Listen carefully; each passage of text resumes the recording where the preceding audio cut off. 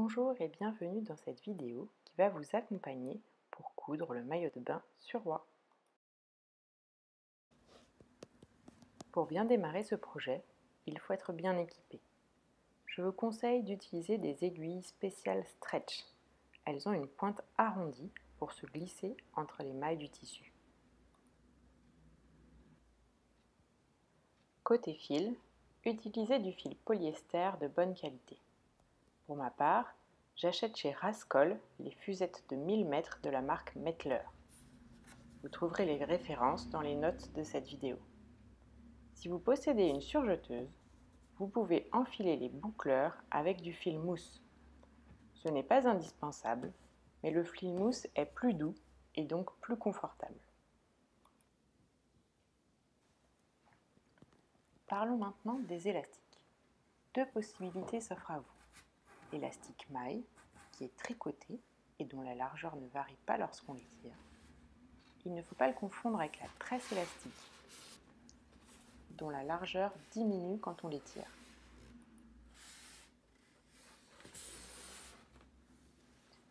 La deuxième option, c'est la laminette striée. Un peu plus difficile à poser, mais elle résiste mieux au sel, au chlore et aux variations de température. La laminette lisse, non striée, n'est pas à recommander car elle glisse mal sous le pied de biche. Pour le gousset, à l'entrejambe, le tissu le plus adéquat est la doublure mousse ou mousse Claudia. Ce tissu est à la fois confortable et sèche rapidement. Enfin, le tissu pour maillot de bain est un tissu synthétique extensible dans les deux sens. Il contient au moins 10% d'élastane. Pour vous accompagner au mieux, je vais réaliser ici un mix des versions A et B, c'est-à-dire que mon maillot de bain aura à la fois un nœud dans le dos et des nœuds sur les épaules. Le lycra est un tissu un peu difficile à couper car il a vite fait de s'étirer. Pour éviter cela, deux possibilités. Tout d'abord, épingler en veillant bien à ne pas étirer le tissu et couper au ciseau. Évitez à tout prix de soulever le tissu et laissez bien les ciseaux reposer sur la table. L'autre méthode nécessite un tapis de découpe. On maintient les pièces du patron en place à l'aide de poids et on coupe au cutter rotatif. Pour les poids, j'utilise d'énormes rondelles achetées en quincaillerie, très efficaces et plutôt économiques.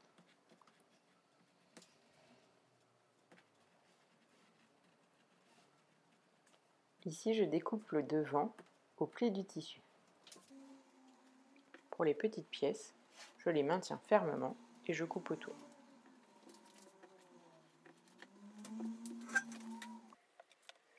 Je coupe également le gousset dans la doublure.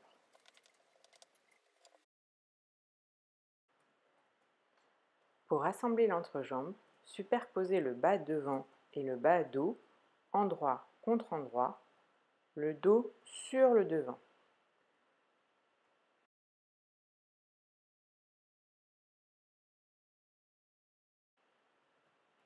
Posez ensuite le gousset. Si votre tissu a un sens, l'endroit du gousset doit être contre l'envers du dos.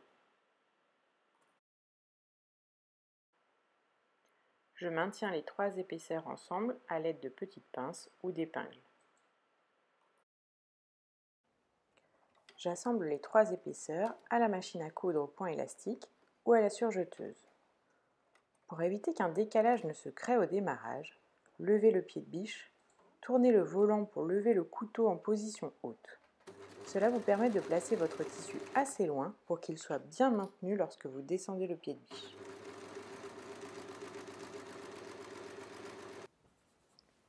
Basculez le gousset sur l'envers du devant, maintenez-le en place par un zigzag sur les bords.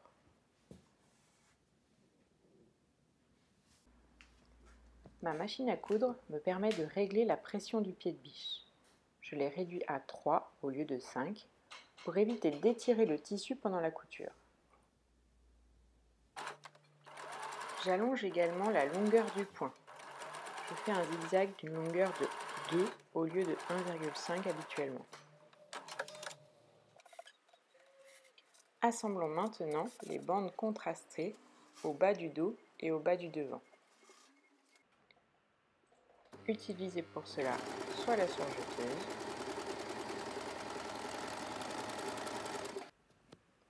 soit le point élastique de votre machine à coudre, souvent symbolisé par un zigzag très étroit. Le point numéro 10 sur ma machine.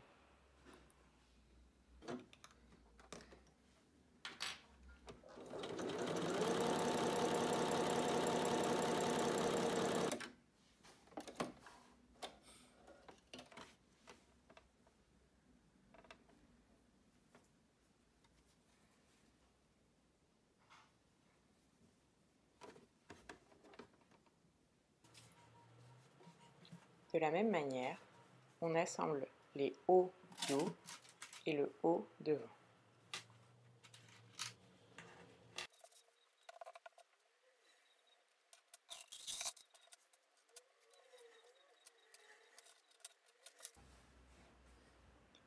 Pour la version A, il est temps de préparer le nœud. Assemblez les morceaux 2 à 2, endroit contre endroit, en laissant le petit côté ouvert pour retourner.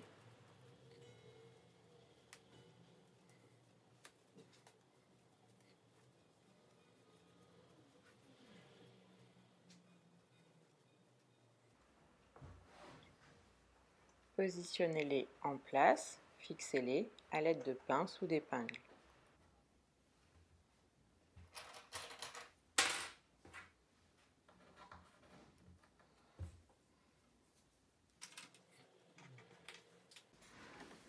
Bâtir au point zigzag. Je tire un peu mon tissu à l'arrière pour passer les épaisseurs au démarrage.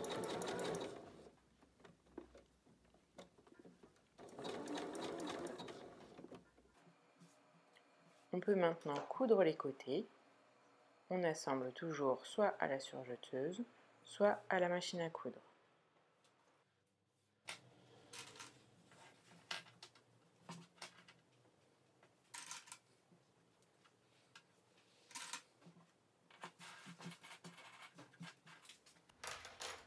Pour les versions A et C, il est l'heure de coudre les épaules. Dans mon cas, j'aurai des nœuds aux épaules, je n'assemble pas.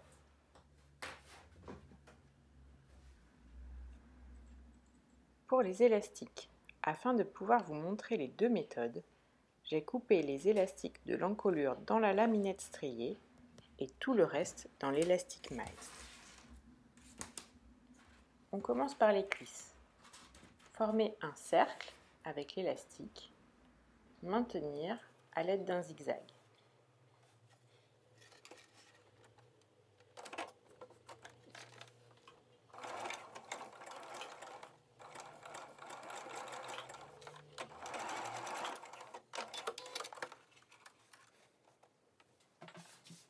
Au crayon, placez 4 repères à égale distance sur l'élastique.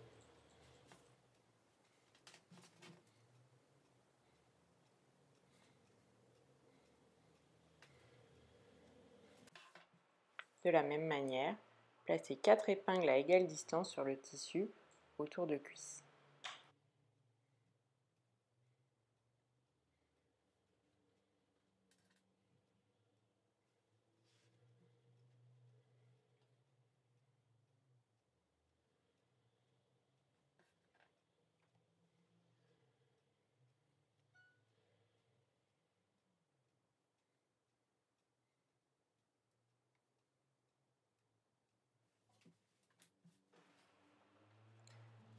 Positionnez l'élastique en alignant chaque repère au crayon en face d'une épingle.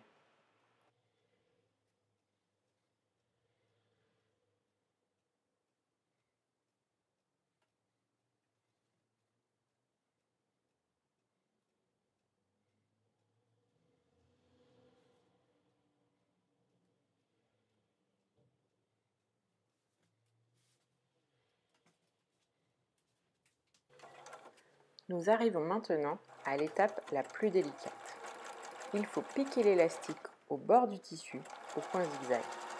Pour cela, il faut tendre l'élastique pour qu'il ait la même longueur que le tissu entre deux repères. Mais attention, le tissu ne doit jamais être étiré, sinon il va gondoler. Pour maintenir la tension de l'élastique, une fois n'est pas coutume, je place une main derrière le pied de biche.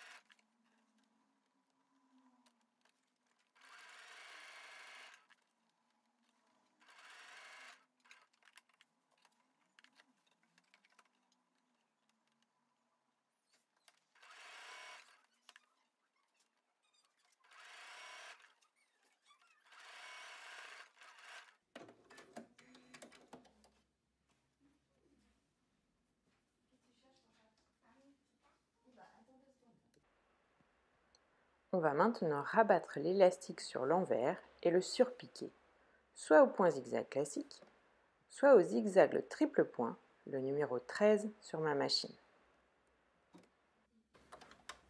Cette étape est plus facile que la précédente car tout est en place. Il faut seulement tendre l'élastique pour que tout soit bien à plat, sans pli.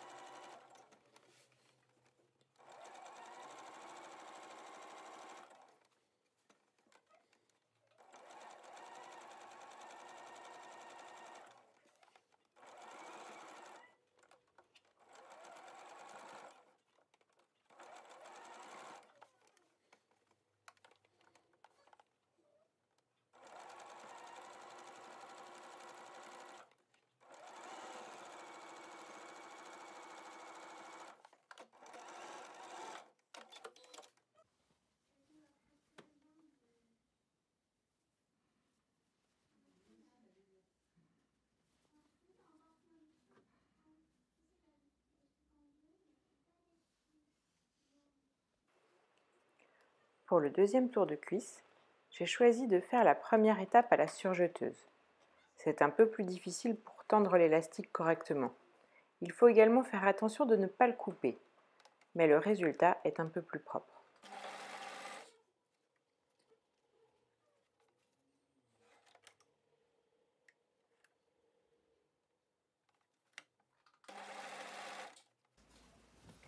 La deuxième étape se fait à la machine à coudre, au zigzag triple point, comme précédemment.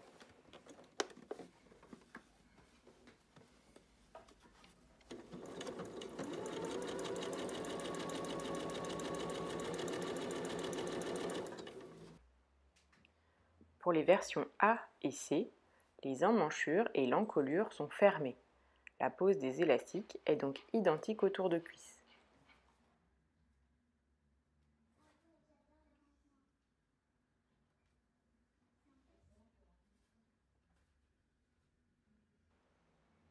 Pour la version B, et dans mon cas, emmanchures et encolure sont ouvertes. Au niveau de l'encolure, je vais poser de la laminette striée.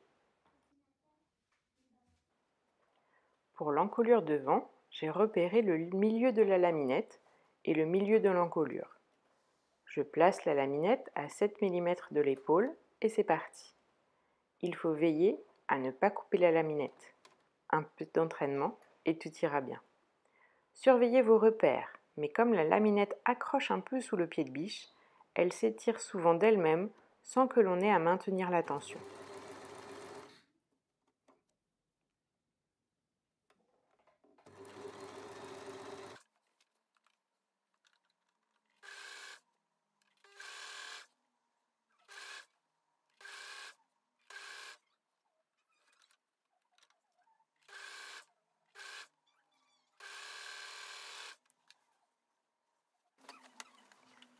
La deuxième étape se fait à la machine à coudre, au zigzag triple point, comme précédemment.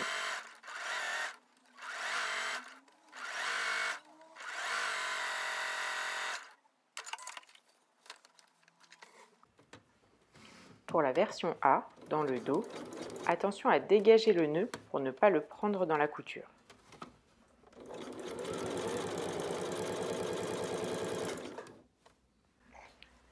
Si vous posez de l'élastique maille sur l'emmanchure ouverte, je vous conseille de réaliser quelques points à vide en laissant pas mal de fil à l'arrière au démarrage.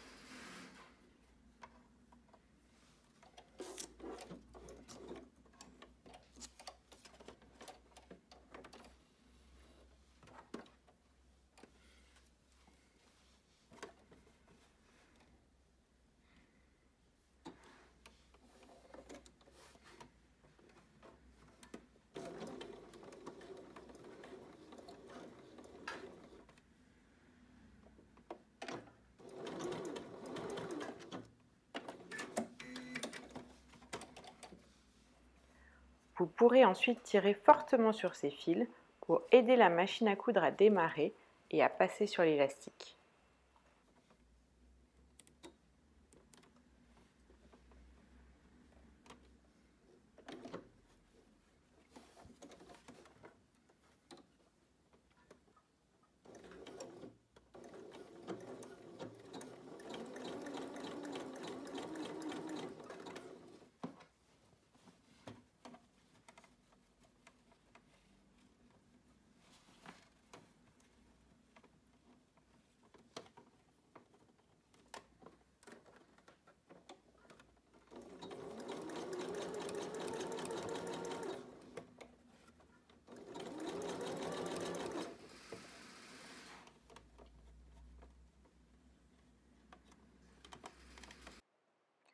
Pour la version B, il est l'heure de s'occuper des nœuds.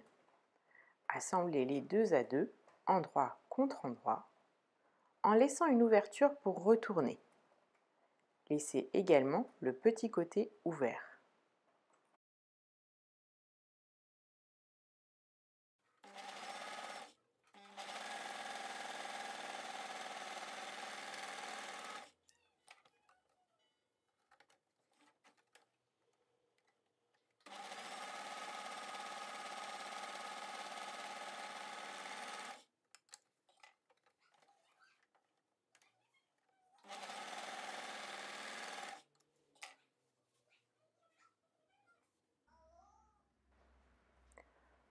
Retournez la pointe par l'ouverture.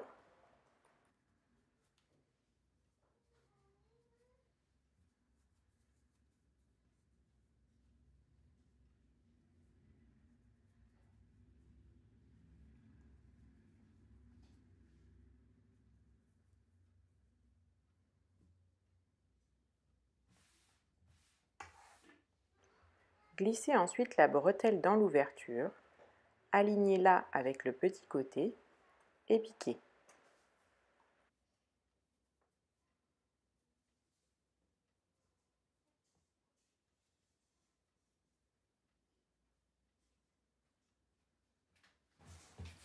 Retournez la fin du nœud, puis fermez l'ouverture à la main au point invisible ou encore à la machine à coudre au point droit. Si vraiment vous êtes trop pressé, vous pouvez même laisser l'ouverture, elle sera cachée dans le nœud. Bravo, vous avez réussi!